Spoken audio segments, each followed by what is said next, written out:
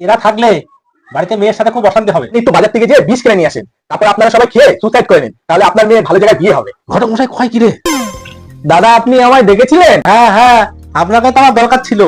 আসুন আসুন আসুন আসুন আসুন আসুন, বসেন, এখানে বসেন। আমার তো মেয়ে বড় হচ্ছে ঘটক মশাই, আপনি তো সবই জানেন।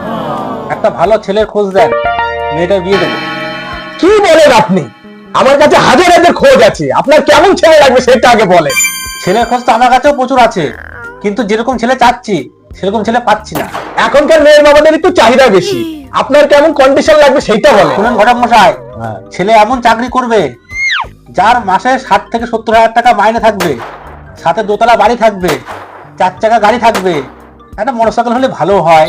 আরে এইটুখানি ব্যাপার, আর দাঁড়ান আপনাকে কালকেই খোঁজ আরে দিচ্ছি। বসেন তো, এখনো বাকি আছে। ও বলেন। মেন টপিকটা তো আপনি শুনলেন না, না শুনেই তো চলে যাচ্ছে। ও আরো আছে, বলেন। ছেলের সবই তো লাগবে এগুলো, তার সাথে ছেলের বাবা মা ভাই বোন কেউ যাতে না থাকে সেরকম ছেলে লাগবে আমার। কেন এইরকম কেন? আরে এরা থাকলে বাড়িতে মেয়ের সাথে খুব অশান্তি হবে। ও তাই না?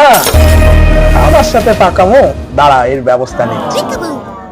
এইরকম ছেলে তো আছে, বরঞ্চ মাসে 1 লাখ টাকা কামায়, 3 তলা ঘর, বুঝলেন তো, 4টে গাড়ি। কিন্তু ছেলের একটা কন্ডিশন আছে, ছেলে চায় মেয়ের মা বাবা ভাই বোন যাতে কেউ না থাকে। আপনারা তো চান আপনার মেয়েটা ভালো জায়গায় বিয়ে হোক, তাই না?